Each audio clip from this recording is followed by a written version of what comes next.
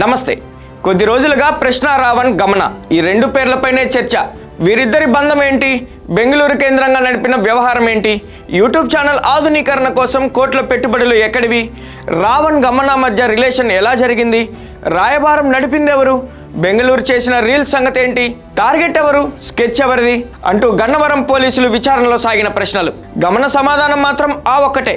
విచారణలో వెల్లడించిన విషయాలపై మరోసారి దర్యాప్తు జరగబోతుందా అనేది ఇవాల్టి పాయింట్ ఆఫ్ వ్యూలో చూద్దాం.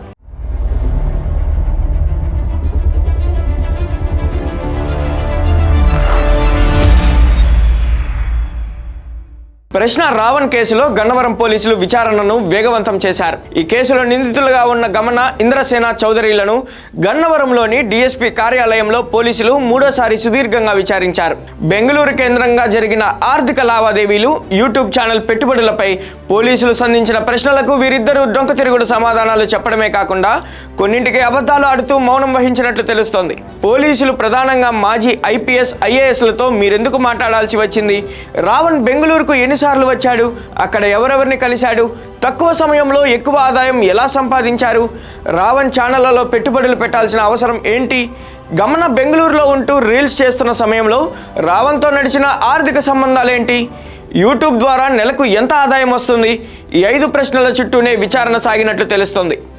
రావణ్ హైదరాబాద్ నుంచి బెంగళూరుకి పదే ఫ్లైట్లోనే వెళ్లడం జరిగిందని గుర్తించారు. ఒక వారంలో 4 నుంచి 5 సార్లు హైదరాబాద్ టు బెంగళూరు రావణ్ అప్ అండ్ డౌన్ చేయాల్సిన పనులేంటి, ఆ అవసరాలేంటి అనే కోణంలో చేసిన విచారణలో గమన నోరు విప్పలేదట. ఈ విచారణలో బెంగళూరులో జరిగిన కార్యకలాపాలే ప్రధాన కేంద్రంగా సాగిందని పోలీసులు గుర్తించారు. హైదరాబాద్ నుండి రావణ్ బెంగళూరుకు ఎన్నిసార్లు వచ్చాడని అడగ్గా గమన డొంక తిరుగుడు సమాధానం చెప్పిందని, అక్కడ ఎవరిని కలిశాడనే ప్రశ్నపై ఆమె పూర్తిగా మౌనం వహించిందని సమాచారం. రావణ్ ఛానల్ ఆధునీకరణకు గమన పెద్ద మొత్తంలో పెట్టుబడులు పెట్టినట్లు పోలీసులు గుర్తించారు. ఇక ఇంద్రసేనకు బంధుత్వం ఉన్నప్పటికీ రావణ్తో బంధం అంతగా బలపడటానికి గల కారణాలపై ఆయన సమాధానం ఇవ్వలేదు.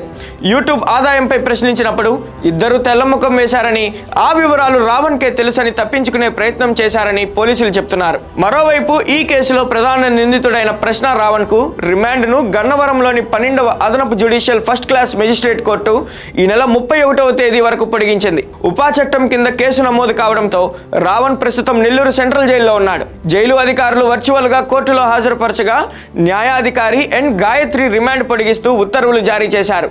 కాగా విచారణకు ఈ నెల 21న మళ్లీ హాజరు కావాలంటూ పోలీసులు గమన, ఇంద్రసేనలకు నోటీసులు జారీ చేశారు. తదుపరి విచారణలో గమన, ఇంద్రసేనలు ఎలాంటి నిజాలు కక్కుతారో వేచి చూడాలి.